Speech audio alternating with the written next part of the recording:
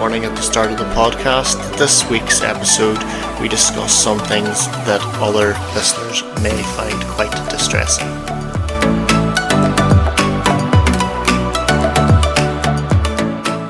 Hello everyone, and welcome to this week's That's Mental Mate. I'm joined this week by Angela Allen, a co-founder of Bags for Strife. How are you? I'm not so bad, thank you, Brad. And you? Yes, I'm very good. We start the podcast every week asking each guest how they are within themselves. Yeah, okay. Well, a scale from 1 to 10, I'm probably, I'd say 8 today. It's nearly the weekend. Yeah. Thanks very much. So if you want to maybe start by telling our guests that might not know about you, why I contacted you, why I thought you might be a good guest to get on. Yeah, sure. So as you said, I'm a co-founder of a charity called Bags for Strife. And Bags for Strife supports people who have been bereaved by suicide. I lost my daughter to suicide. She was 23 years old in 2019. And 7 months later, I lost my husband to suicide. So completely devastated by the tragedy, first of all, of losing Katrina. And then we were still reeling from the loss of her. And then to be hit again by suicide in the family was just completely overwhelming. And we were really struck by the lack of support for people like us. There was little out there. And actually now that when I look back in it, I think there was probably things out there for us, but they weren't accessible, or certainly we didn't know how to look for them.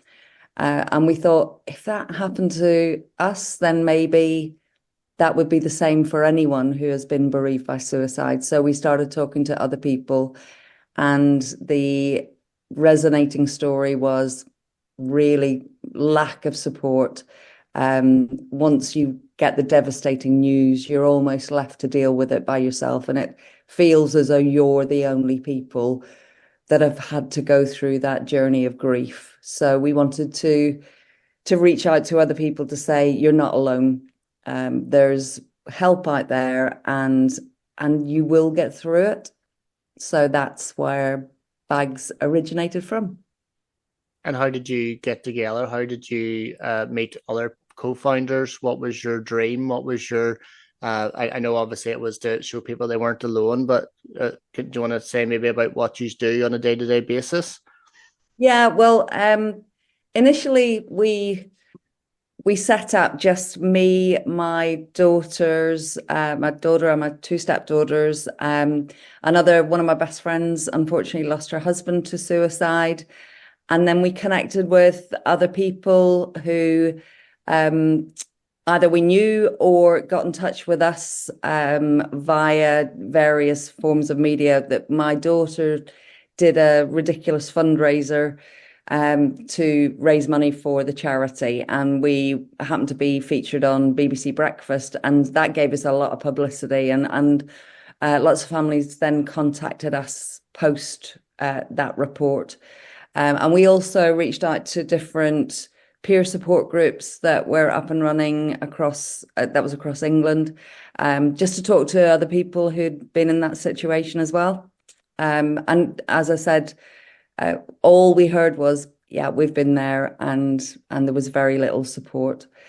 And one of the reason that we've called the charity Bags for Strife, I spoke to a lot of Katrina's friends in the immediate aftermath of her loss to say, what were the kind of overriding emotions that you felt when you heard about Katrina and her suicide?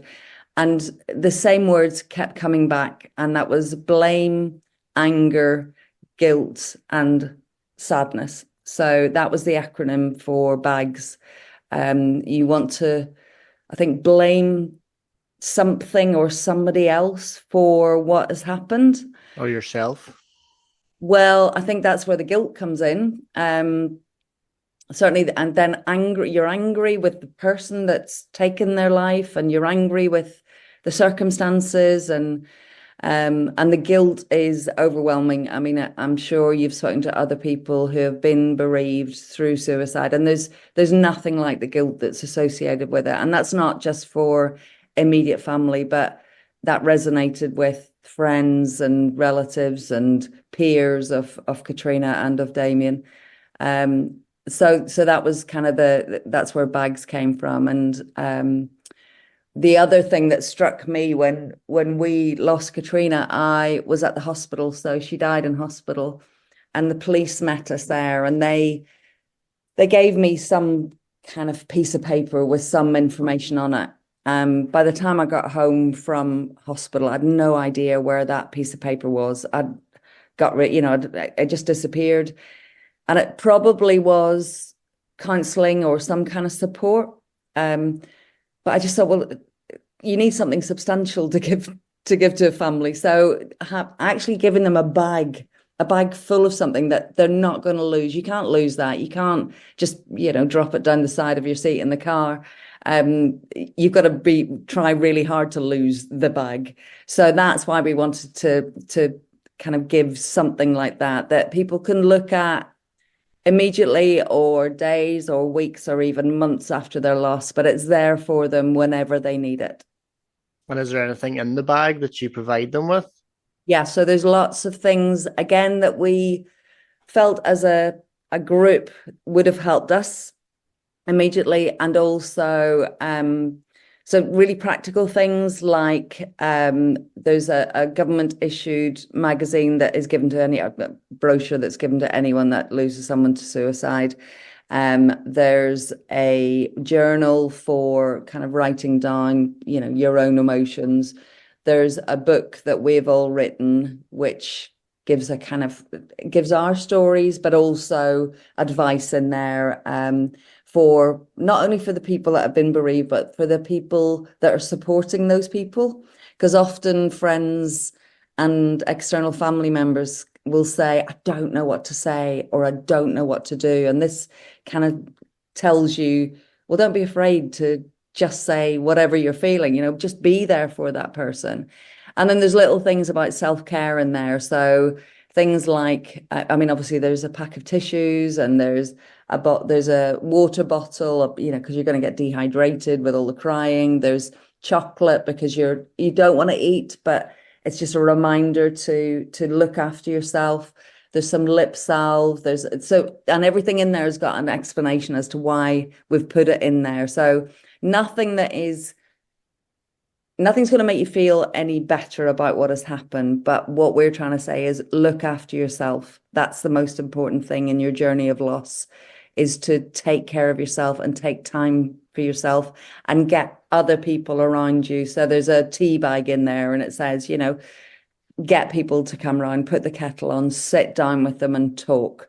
So there's lots of practical stuff, but also just stuff to say we're with you and we understand, and we share your loss. And how have people that have received them responded to it? Has it been very positive responses? Overwhelmingly so, yeah. I mean, it's really difficult to evaluate what you're doing, because the last thing you want to do is email somebody and say, can you tell us, not out of 10, what you thought about this bag and the contents? But we just rely on people emailing us, people donating, that people will say, I received the bag, I just loved it, and we want to help the charity to help other people. People have asked if they can join the steering group or raise money for us, and people messaging saying, I've received a bag, I've really loved it, and I'd like another one for a family member or for a friend. So that's the kind of feedback that we get, that it's really positive, and people just saying, thank you for thinking of us. And how do you distribute? Sorry? I was just going to say, the other thing that has happened is it's not just people that have lost someone recently, but others have said, I lost my uncle 8 years ago, or I lost a brother 5 years ago, and there was nothing like that for us. And the bag is still relevant even to them. So it's not just that recent loss that the bags are for. And how do you distribute it? Do you find out who has passed? Is it word of mouth, or is there like it sounds really clinical saying that, but like a system? Well, the idea, I think, originally was that we wanted to get all the police forces involved because the consistent service that you deal with is the police whenever there's a suicide. And we thought that when the police officer was giving you the news of a suicide, that police officer would then, as they were leaving, leave the bag with the family. Now, logistically, that hasn't happened in every case. So Lancashire Police were the first police force in England to take on the bags. And they immediately said, we can't do it. We can't do it when we're given the news because it's different people that are doing that. But their family liaison officers would go out to visit the families within the first couple of days and they would bring the bags out. We've got another few police forces that have signed up and they all do things very differently. So some of them do it the way we planned it, and others don't. And then beyond that, there's an awful lot of charities that are linked to the police. So if there's a suicide, the police will contact that charity. So those charities come to us and say, can we have your bags? And so they distribute. And then beyond that, we have given them to universities, to GP practices, to the coroner's offices. We've also given them to prisons across the country and youth offending centres as well, because unfortunately there's quite a high rate of those. And then people can just ask for them. So we're trying to link in with as many charities as we can to get the word out that these are available. No matter where you live across the UK, these bags are available. And you said it was quite interesting. You said there about the police force said we can't do it the way you wanted. Was that the way you would have, if you were when you received the news, you would have preferred to receive that, just get handed by the initial? It's quite interesting, and in a way that they feel like they might be doing it wrong, but you feel like I've been on that side and I feel like I would have preferred it this way. Could you maybe talk maybe a wee bit about the different opinions in that? Yeah, I mean, definitely we would have wanted it to be immediate. We would have wanted it to be as soon as you got the news, because it's that when they walk out of the house, they've given you that news and then they leave you, or in our case, it was at the hospital and then we drove home, and it's that bit of not comprehending what has happened and not understanding the magnitude of it and the confusion that surrounds it, and just not knowing what to do with yourself. I mean, I probably wouldn't have reached out, but I know lots of people do it. Like people like Google like mad for support. They're trying to find something. Well, if you've got it there in front of you, you don't need to start Googling. You can just open the bag, and within that bag, there's a list of resources. There's a list of those helplines. There's a list of local charities or national charities or the support that's available. And we localize that. So if we send a bag down to Brighton, for example, the local charity there will put in the local information. It was really interesting for me. So after we lost Katrina and Damien, I moved away from the village that I lived in because I just couldn't face people. Everyone kind of knew your story, and so I moved away. It was to a place kind of 2 hours away, and I didn't know anyone apart from one of my really good friends who lived next door but one, and her husband went missing, and she called me round to the house, and the police came round and told her that her husband had died by suicide that day. And to see it from an external perspective, this time it wasn't me, but it was somebody very close to me, and I saw it from the police perspective as well, that they were giving the worst news that any family could ever receive. and then they just walk out. And I just thought, God, if I think for that police officer, he would have felt a bit better about it, just knowing that, he was leaving something, a little bit of light. So yes, we would our ideal is that immediate support, but unfortunately, and we understand the logistics, that it just can't happen in every case. I must say that listening to the story, it sounds like something from a book or a film or something. Has that impacted you massively, personally? Yeah, yeah. I mean, I always say, my day job, my paid job, I run a charity, and I'm very much linked in with mental health services and, local support. And I weirdly ran a peer support group for people bereaved by suicide. This is years ago, before we lost Kat.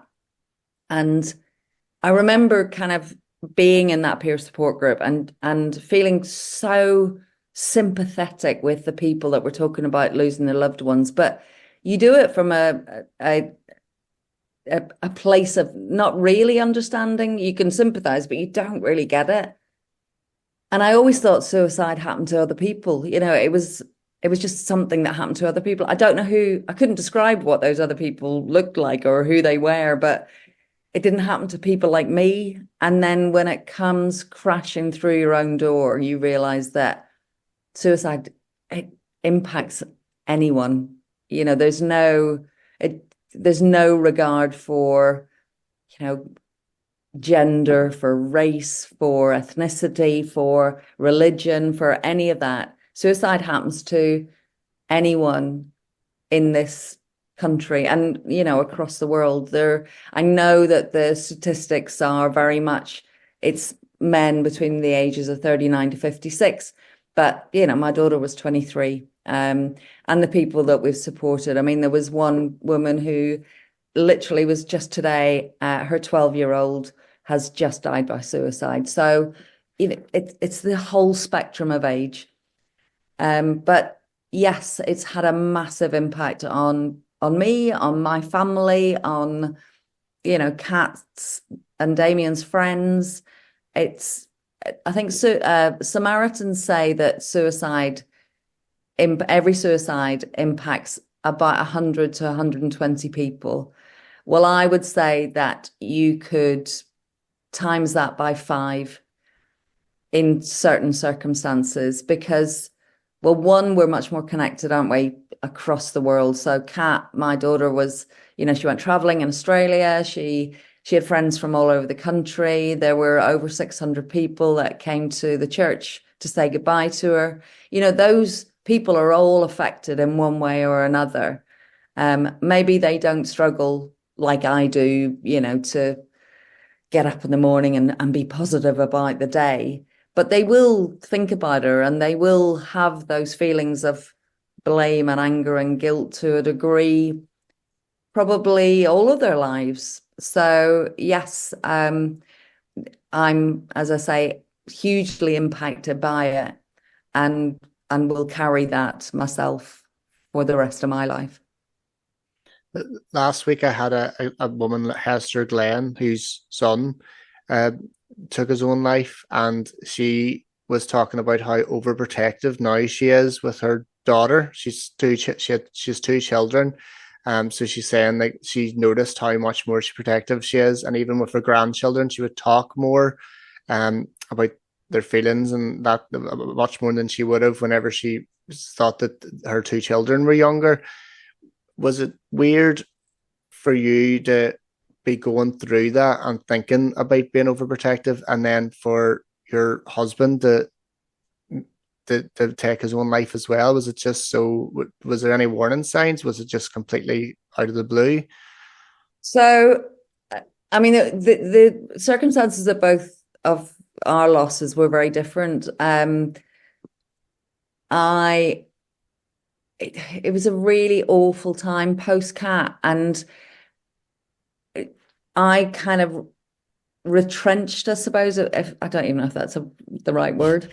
But I didn't look out. I was on self-protect mode, and Damien and I dealt with her death very differently. I wanted people around me. I wanted my friends there. I wanted my family there. And Damien didn't, he was a very solitary person anyway. So we just dealt with it differently. And I didn't look out for him and he didn't look out for me. We just weren't there for each other. So it was a really, really tough time for both of us. And we just didn't help each other through. And I think that's what happens, because you've got to protect yourself. You've got to do what's right for you. If I have learned anything, it would be to tell others to, if you can't help the person that you love the most after a loss, get someone else to do that for you. And unfortunately, I wasn't there for Damien enough, and he just felt that there was, I wasn't there, so nobody was there for him. And yeah, it was very different. But I get that whole protection stuff. It's taken me beyond that, but I get it now that, I look at my other daughter, and, if she's when she was living in the same house as me, if she was upstairs for longer than I thought she should be, I was immediately going upstairs to make sure that she was all right. Ridiculous stuff, but you've got to kind of pull yourself back from that, because you can't live on the edge the whole time just worrying about the worst thing that's going to happen. And then they say the worst thing that could happen is As losing a a, child. yeah. And I suppose another question I'd like to ask you is, Hester's son entered the river. It's the fastest flowing river in Europe, where we live in Derry. And she said she was able to save so many lives from, he was in the river for 8 weeks trying to find him, and she said she was able to save so many lives from patrolling up and down, and she found people that were in distress that maybe could have completed suicide. What was it strange for you, and possibly strange for your husband, for you knew how others that were left behind felt, and maybe he felt that, but he felt so strongly that he couldn't feel like that because of his own. Yeah, I mean, I think it was complicated by a lot of other factors with Damien. That it was during COVID times, so there was that separation. He wasn't able to work because he was a dentist, and of course couldn't go into work. Our relationship had broken down. We just weren't there for each other, and we separated. Not like a month before he did it. He, it was exacerbated by that feeling of loneliness and isolation for him. So yeah, it was, I don't think we were thinking about, certainly we were thinking about setting up the charity. We'd talked about it, but it wasn't really about saving lives as such. It was more about that support, which, as I said, we weren't very good at giving each other at the time. And I think it was only after we lost Damien, it was like, God, that's what we should be doing for others. That's what people need to be aware of, that you'll know again, statistically, you're more likely to take your own life if you have been bereaved by suicide. And I just didn't think it would happen. I didn't think it would happen again. I thought that Damien, all of us could see the complete devastation that had been wrought over us, and why would you do that to another person again? But he wasn't in it. It wasn't his fault. He wasn't thinking that. He was thinking it would be better for everyone if he wasn't here, rather than wanting to hurt people even more. And do you feel like that? Do you feel like you could never do that to your loved ones, like your other daughter, or your best friend? Do you feel like the way that my previous guest felt?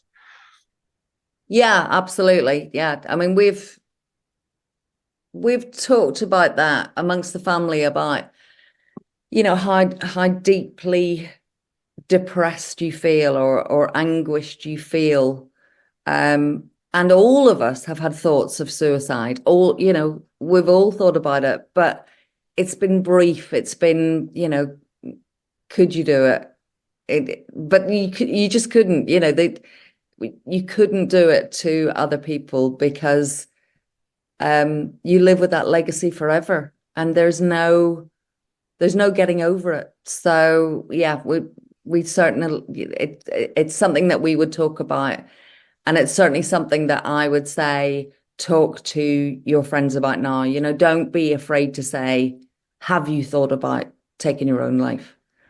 That's a question you should ask if you're worried about somebody. And I know I did ask it to Damien, and he laughed it off and just said, well, even if I had, I wouldn't tell you. So having had that conversation, he wasn't willing to open up, but that was kind of down to him, really. You've got to keep asking that question, and you've got to open up the conversation about allow people to talk about how they're feeling, and even in their darkest times. And I know I had a guest on a couple of weeks ago, and he said about he went to something similar to what you were saying. Are you having suicidal thoughts? And he went to the doctors, and he's one of the first questions they asked, "Are you feeling suicidal?" And he said, "No, but I don't want to live anymore." And he was just completely brushed off as, "Oh, you'll be fine." And it's kind of similar to what you were saying. That's one of the first things you would say to your friends and family, but not wanting to live and feeling suicidal are two one and the same. Would you agree? Yeah, I mean, I think a lot of mental health services are maybe the medical profession, and this is a huge generalization, um, but they'll say, well, if you haven't contemplated that how you're going to do it, then you're not going to do it, and that actually is wrong. I know I mentioned right at the beginning there that my best friend's husband took his own life. And he was under the mental health trust, and his mum had phoned them and said he's talking about suicide, and they said, has he talked about how he's going to do it? And she said, yes, he has. And they said, oh, we'll send out the crisis team, and the crisis team never arrived, and he took his own life. But why should you wait until you've actually planned how you're going to do it? If you're feeling suicidal, if you're feeling that you don't want to live, that's the point when you need help. Definitely. And do you mind me asking how long that was between his mom contacting them and for when he took his own life? Was it weeks, days, No, days. Yeah. days? And it just shows you that it shouldn't get to the point where a crisis team is needed. Yeah, absolutely. And if it's a crisis team, crisis means immediate. It doesn't mean a day later. But yeah, that's mental health services are overwhelmed. So yeah, there definitely needs more time and investment in that. And how do you feel like they could invest more? What do you think is needed? I think it's more safe places, more places that you can go to talk to somebody who is going to understand how you're feeling. So, in the case of Katrina, she didn't particularly show signs of being suicidal, so it was quite a shock. Damien was more likely to take his own life, but he didn't have the outlets to talk to people, and I think that would have been of benefit to him. So just more understanding of suicide, more understanding of the reasons why people might do it, but more help available to those that are in that dark place. And going back to your business, what would you like to how what would be the dream? So maybe start by saying what you're doing now and how you're progressing now, what's in the pipeline, and then maybe say what your dream was, what you would like to benefit come of it. Yeah. Okay. Well, yeah, I mean, I think what we'd like is for anyone that has been bereaved by suicide to have these bags available to them immediately. It shouldn't depend on postcode. It shouldn't depend on your local police or your local services. Those bags should be available to you. We're not in the prevention arena as such, although postvention kind of goes into prevention as well. So, but yes, we'd like those bags to be available no matter who you are or where you are. That support should be immediate. So our plans are to engage with more and more police forces, more and more charities, and get the bags sent out nationwide. We'd also like to develop a school bag. So putting developing a bag that is available for young people in the school setting. So the reason for that is one, to talk about suicide in schools, because a lot of kids are affected by suicide, whether it's a parent they've lost or a peer, one of the children in the school. And just have some resources in there that will support the young people and the teachers and help the teachers to talk to the young people about loss and bereavement, specifically by suicide. So we're hoping to develop that over the coming year. We're continuing with fundraising because we're all volunteers, obviously, that are running the charity. So we rely on donations and, as I said, fundraising to provide those bags. Some of the institutes that I've spoken about pay for them, but we basically say if you don't have a budget, that should not preclude you from having the bags. We want to get them out, no matter whether you've got money or not. And each bag costs about £20 to put together. So it's a significant cost. So yeah, we'll carry on with the fundraising. I think we would definitely benefit from here in Northern Ireland. I don't know if you know, but it's very high suicide rates here. People kind of blame the troubles, but also it's just the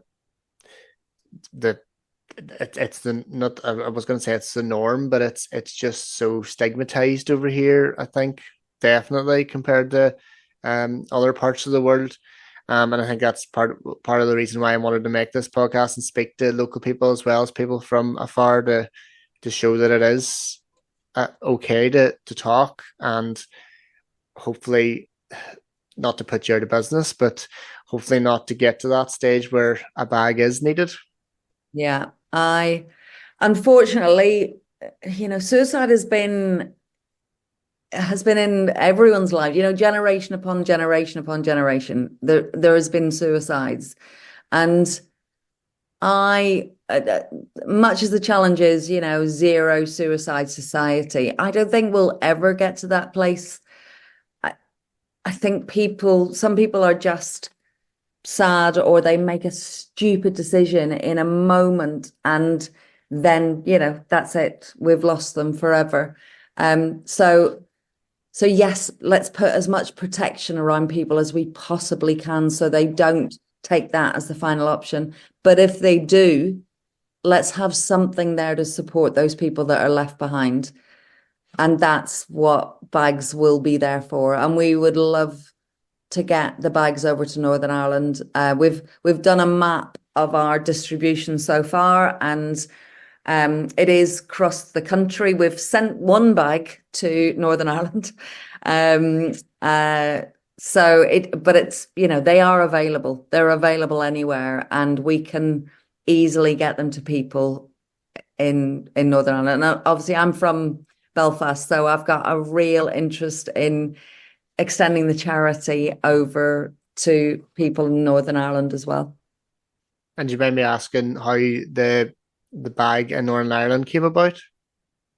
It was actually a young man who had taken his own life when he was at university.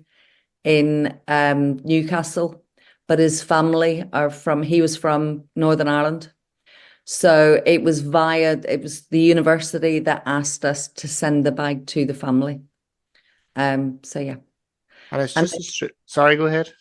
I was just going to say, in terms of our distribution, we've been up and running for 2 years really, and we've sent out nearly 2,000 bags in that time. So that shows you that just how relevant they are, I think.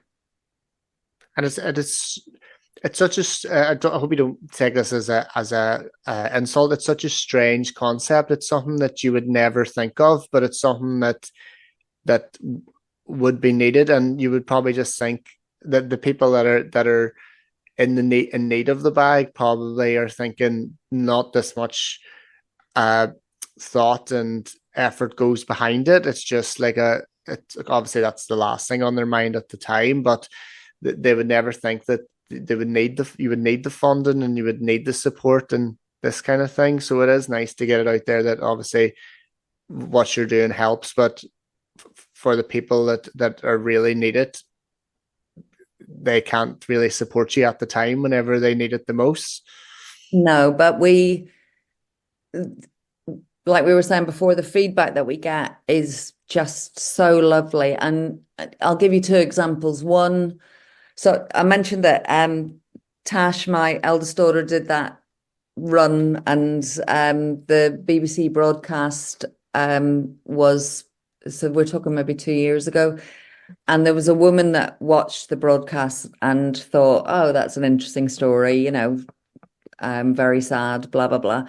And then 2 days later, her own son took his life.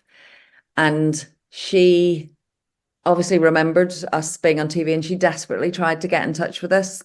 And it was through Facebook that she managed to get in touch with us. And my daughter, Tash, said, I think Mum, you need to contact this woman. She sounds really, on the edge. And I ended up phoning her, and she will say herself that she was suicidal. And it was only the support that she got through us that helped her through that time. And she's now one of our steering group members. And then only last year, we sent a bag out to a woman again who had lost her son. And she got in touch with us and said that she wanted to help because it had made such a difference. And we ended up talking on the phone, and she said she just carried the bag around with her from room to room for 2 weeks. It didn't leave her side. She would take it to the toilet with her, she would take it to bed with her. And she just said it felt like she was holding on to something that was more than just the bag. It was the understanding. It was the feeling that you aren't alone here. It was the feeling that people cared. And she's now joined our steering group. She's such a passionate person about wanting to help others. So, just getting that feedback of people going, God, in that moment of crisis, somebody is thinking about us. It's very nice. And we end the podcast every week asking each guest to give a wee bit of advice to our listeners. So if there's days that you just feel horrible, you can't get out of bed, what do you do yourself that makes you feel better, that makes you get up and get about your day? Well, I'd say get a dog. No, for me, I mean, God, getting outside is my thing, though. I've got two dogs, and you don't have a choice then. You've got to get out. And I'd say my greatest moments of bereavement and grief are actually when I'm alone on a walk and I can just let myself go. So, and that's what I do. And it's 2024, so it'll be 5 years since we lost Kat and 4 years since we lost Damien. And I still have days where it just overwhelms me. And I had 2 days like that, and it was literally last week where I still went to work, but I just couldn't really get myself together. And I've now described them as my leaning into lost days. And sometimes you've just got to do it. Sometimes you've just got to, don't fight it, just lean into it, because there's nothing wrong with being sad. There's nothing wrong with crying and feeling sorry for yourself. So lean into it, but lean into those people around you that care about you most, and they will be the ones to help you stand up again. Thank you very much for coming on and agreeing to talk to me. It was a nice chat. You're very welcome. Lovely to meet you.